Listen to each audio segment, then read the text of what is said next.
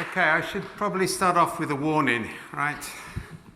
I'm now over 60. That means I can say things I couldn't say when I was 40. I found that's one of the main advantages, right? I also started off in computing when we had punch card machines and we were taught in school how to use them and told we have a job for life, which was sort of prophetic. I'd actually say now, by the way, that teaching kids how to program in Java is the same as teaching us how to use punch card machines. By the time they grow up, AI will be doing that stuff, and we'd be better teaching them anthropology and design thinking, so they actually understand something about humanity, but that's another lecture for another day. I've run 3 software businesses, 2 for big companies, 1 for myself. I've been a C-level executive. I've worked for about 8 years of my life, and I'm still doing work on counterintelligence, weak signal detection at NSA level in the States. I've got a little bit fed up of Agile becoming trivial because we're dealing with serious issues. I was at a think tank in Silicon Valley the other day where if you look at existential threats to humanity, the target range is between 13 and 30 years on expert assessment, and things like AI and gene splicing are probably more significant than global warming. So we're living in a world where software, technology, and people are far more important than people realize, and we haven't got time to waste, all right? So what I want to do is introduce some of those issues. Yeah? As I say, I regard cynics as the most important people in organizations because they're the ones who care. They're the ones who care enough about the organization to tell you that it's going wrong and not go along with the latest platitude, the thing you would like them to say. So I'm going to do that. Yeah? So let's start off by looking at some of the major problems that we got with Agile at the moment. First of all, and I'm sorry about this, some of the previous speakers may or may not like some of these things. This over-focus on mindset is 101 scientific badness.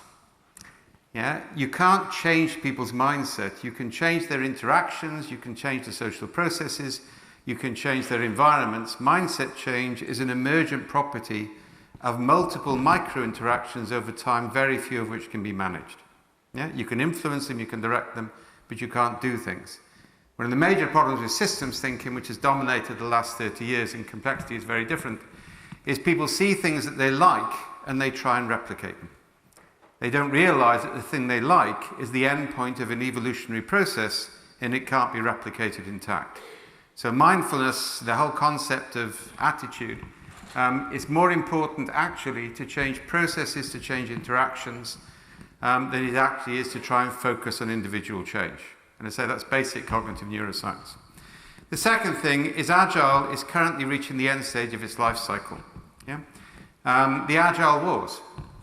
The opening keynote today fell out very publicly with the second keynote only last year.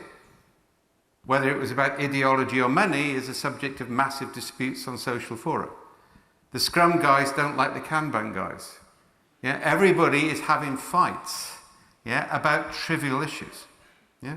We then get happiness 3.0. Yeah? It's much easier to go and train people to be happy over a couple of days and make money out of it than to make serious change. And then we got the Borg, otherwise known as Scale Agile Framework. Taking anything which has got the Agile label, throwing it into a big pot, adding an engineering diagram, and selling certificates. Right? This is trivial stuff, and it's actually quite dangerous. Software is too important. Yeah? We then get the one-size-fits-all approaches, idealistic fads. Yeah? I've seen people talk about modern companies, and sorry, I'm going to disagree with Steve Downing profoundly today. All the companies he said who are major movers of the new economy are managed by draconian executives with hierarchical structures. They've just learned to operate faster. There are some basics about the way humanity works which you're not going to change that much. Yeah? We need hierarchies and networks. You can't have one without the other in actual fact. Yeah? So we need to avoid these things which say this is how should be, and why don't we close the gap? The massive difference between complexity thinking and systems thinking is systems thinking defines an ideal state and tries to close the gap from the present, which means it always fails because the idealism is too far. Complexity focuses on describing the present and starting a journey from that present, having a sense of direction, but not over-specifying the goal so we can discover novelty in the process. And I'm going to build into some of the reasons for that as I go through this. Next one. I say the naive idealistic is there, but the key thing here is to understand that human values are implicit. 101 anthropology. If you write your values down, you just lost them. Because now everybody knows what language to use, and every slide set will be changed, every paper will be changed. People will play linguistic games with you. Real values are deep-seated and evolve over time and are actually implicit, not explicit. Yeah? We can actually measure them, and we can measure their dispositional state through narrative, and I'll talk about that later, or specifically micro-narrative, but we can't define them.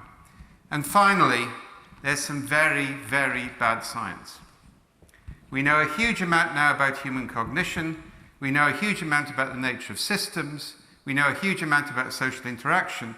And very little of that comes across into agile methods and tools, or for that matter, management practice. So what I want to do now is to run through a few of those and then talk about some of the implications by going through some of the programs we're currently running. The first and the most important is inattentional blindness.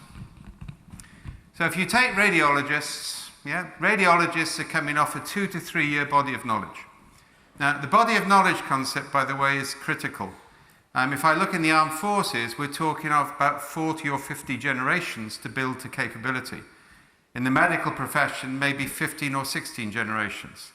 In the agile profession, maybe 2 generations. And that tells you something. Bodies of knowledge build up into generationally over time. Radiologists are coming off a 2 to 3 generation body of knowledge. On average, they've got a 10 to 15 year training, and they're dealing with a very restricted information set in terms of X-rays. If you give them a batch of X-rays and ask them to detect anomalies, and on one of the X-rays you put a picture of a gorilla, which is 48 times the size of an average cancer nodule, 83% won't see it, even though their eyes physically scan it. And the 17% who do see it will come to believe they didn't when they talk with the other guys. Yeah, this is called inattentional blindness. We do not see what we do not expect to see, and no amount of individual coaching, repositioning, reframing exercises, please don't get me into pseudoscience like neuro-linguistic programming, right? Deeply held pseudoscience. None of that will work. What you need to do is to increase the number of agents and increase the visibility of outlier perspectives.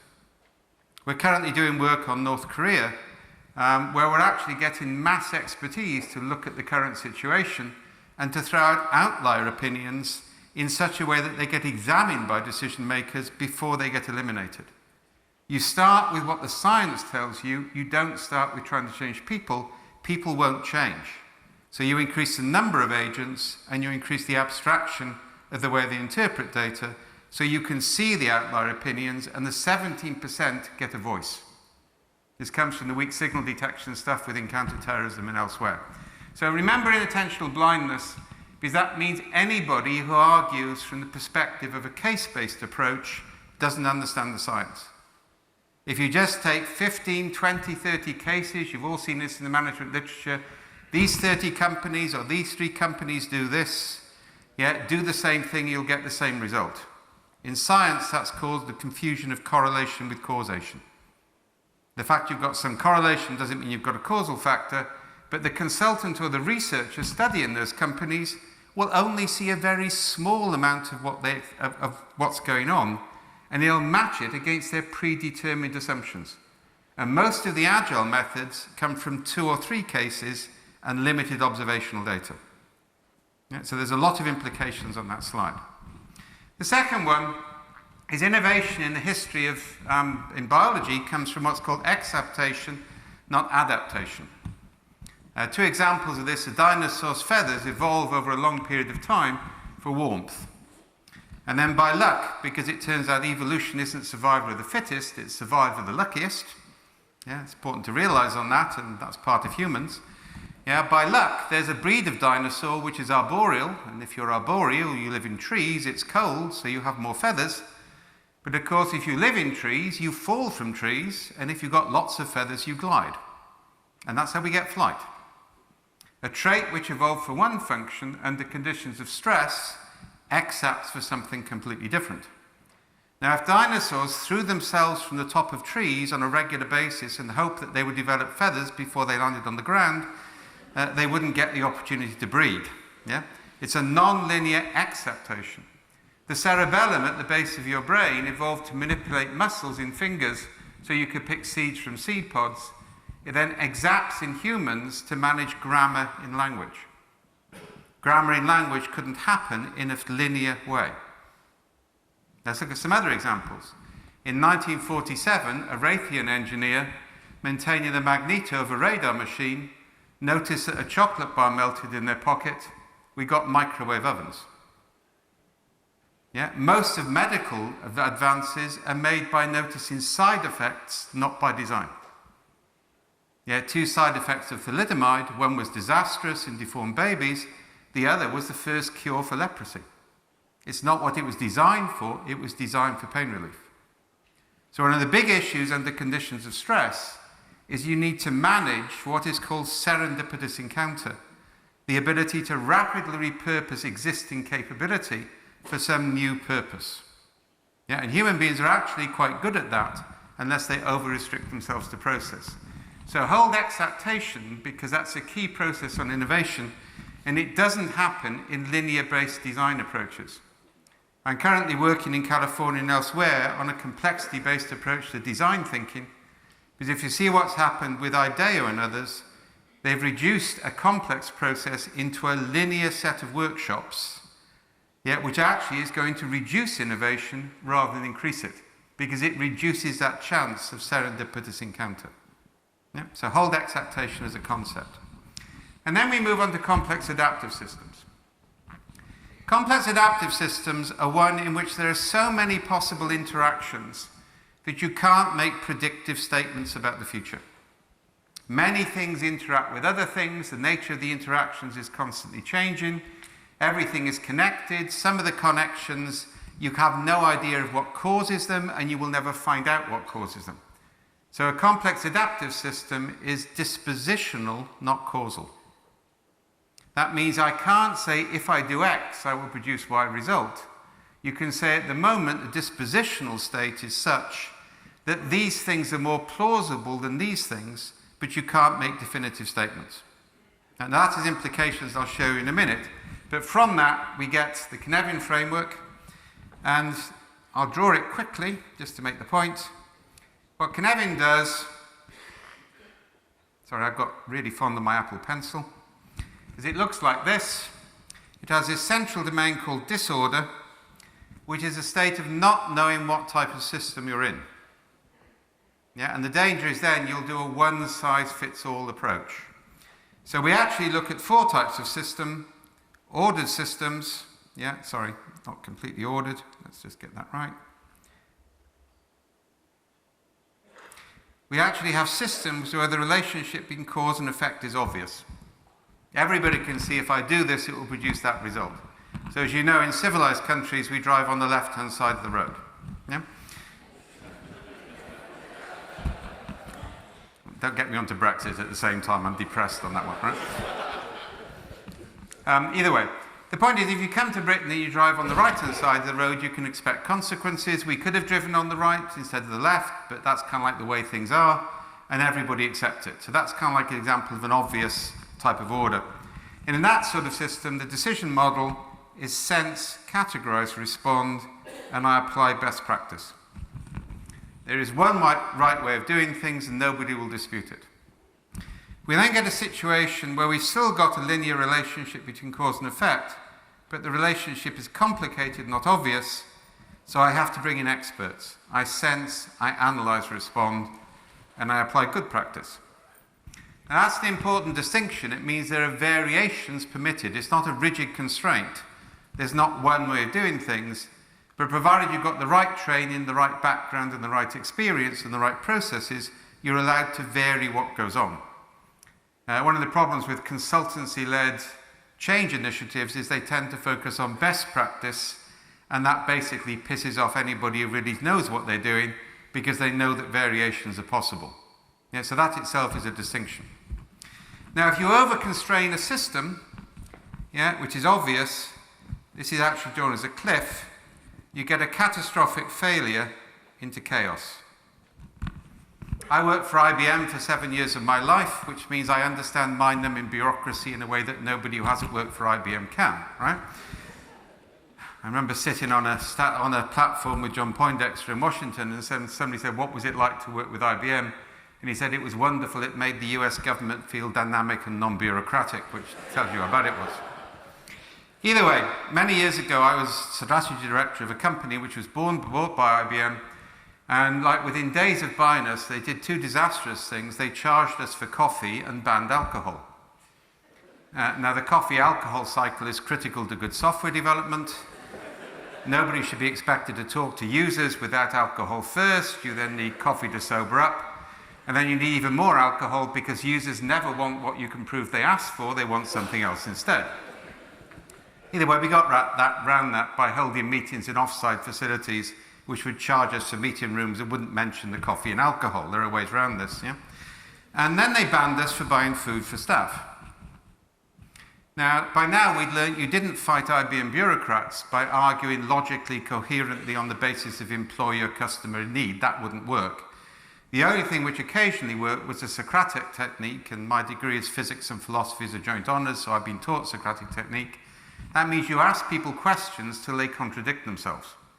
It's actually quite a dangerous strategy. As you know, Socrates was sooner or later was forced to drink hemlock because it rather upsets people, but it does work. So he said, okay, what happens at 4 o'clock in the morning when the only thing I can do as an executive is I've got to keep a software team awake because we got an emergency service which has got to be live at 9 a.m. This is a real case. All I can do is to buy people food and drink to keep them awake. What do I do? And they weren't happy about that, but they said, okay, we'll agree it if you get a vice president to approve it 48 hours in advance.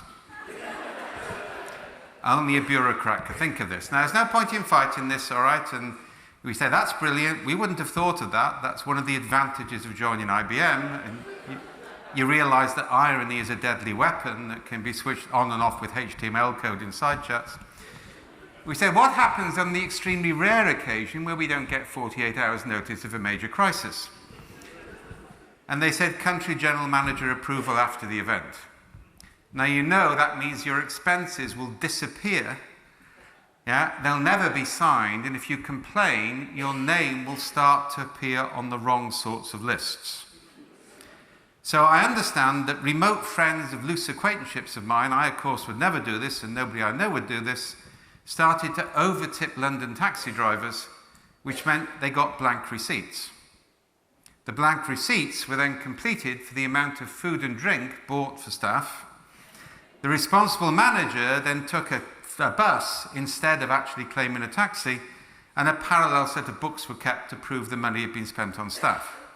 Now, this is over 20 years ago. I gave that example at a conference in Dubai a few months ago. Somebody from IBM ran up to me, opened his wallet, it was full of blank receipts. He said, we're still doing that, did you invent it? One of the very simplest things you can do in organizations is to measure the negative impact of an over-focus on efficiency at the cost of effectiveness. Over-constraining a system which isn't naturally constrainable means people work around the system and you get less honesty. And that's called a catastrophic failure. Treated properly, complexity gives us a huge method, and I'll come back to this in a minute, for distributed decision support. Because the essence of a chaotic system is nothing is connected with anything else. So if it happens accidentally, it's a disaster. If it happens deliberately, it's a fertile source of innovation and decision support. Yeah, so this is accidental and deliberate. And then, so effectively, if it's a crisis, I act, sense, respond, and practice is always novel. Now, the complex world, which I've referenced, is one where there isn't a relationship between cause and effect. So the only thing I can do to understand it is run parallel probes. So I probe, sense, respond. Basically, in a complex world, one of the tests is you have competing hypotheses about what we should do. You don't try and resolve that because the evidence supports all the hypotheses. For each hypothesis, you run a small safe-to-fail experiment. By the way, we actually developed this in conjunction with the Singapore Army and others as an alternative to red-blue teaming. Yeah, you actually explore hypotheses before you commit. Yeah, small experiments, very, very quickly, short life cycle. But you're probing the system to see what's possible, because what's possible is always a property of what you do to it. It's not separate from what you do to it. And therefore, in that practice is emergent. You can always trace it to what happened in the past, but it's not predetermined by the present. Now that's kind of like the traditional Cynefin framework. The latest development of it actually adds a liminal zone, which looks like this. Liminality is a key concept in anthropology. It's holding yourself in a state of transition before you change. So it's a point where things can change, it's where you get novelty, all sorts of stuff. So at one point, if I do what's called a shallow dive into chaos, that's where I relax all of the constraints so complete novelty can happen. It's also where we do something called mass sense or wisdom of crowds, which I'll illustrate later. But for example, on North Korea, the last exercise we ran a few weeks ago was to get several thousand people to interpret a situational statement in real time without any connectivity. And we drew landscape maps to show dominant and minority and entrained patterns or views. Yeah, that's actually because nobody is connected. It's wisdom of crowds. If you give a group of farmers, and ask them to guess the weight of a cow, the average of all of the guesses is better than the guess of the best individual. Yeah, provided they're farmers, provided they actually don't see what the other person guesses, provided there's no major reward. A USS submarine in the 1960s actually grounded off the coast of Portugal. Nobody knew where it was. They gave groups of experts around the world partial data, got all of them to estimate the position. None of them were right, but a probability distribution of all of the estimates was 500 meters away from the submarine. So if you get multiple people from diverse backgrounds to interpret multiple in real time in common, and you need high abstraction metadata for this, you've got a profoundly consequential decision support environment, which will also throw out minority views. And say that came out of the counter-terrorism work. The other liminal area, and this is the key thing for Scrum, is the transition point here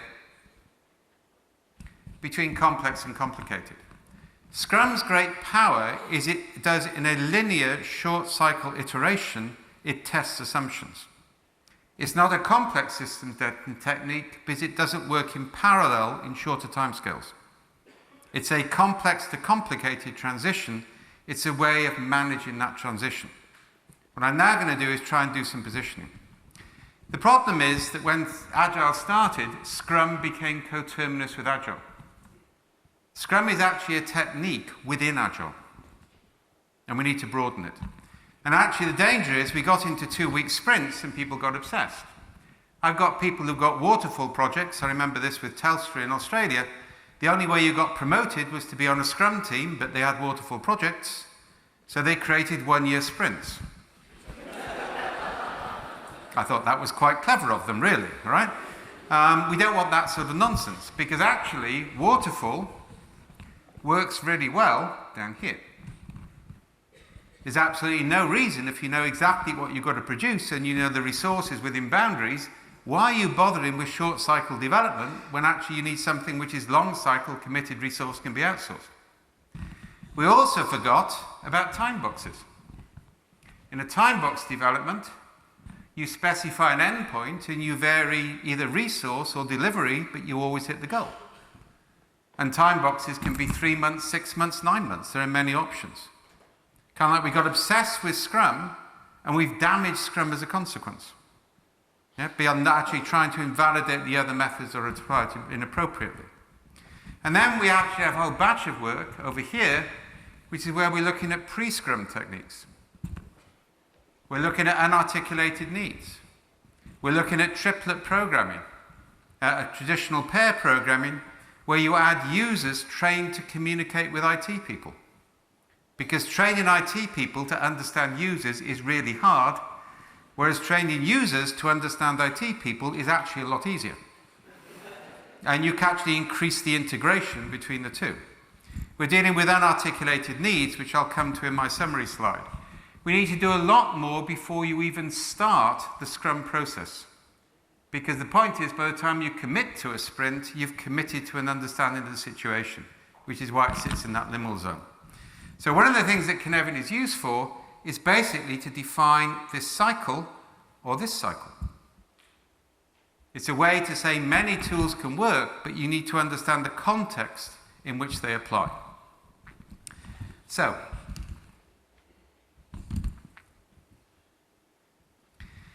let's look at some of the things we know about complexity.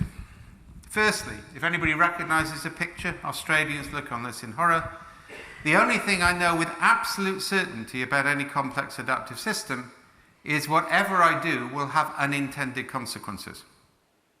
That means I'm ethically responsible for them even though I couldn't have predicted them.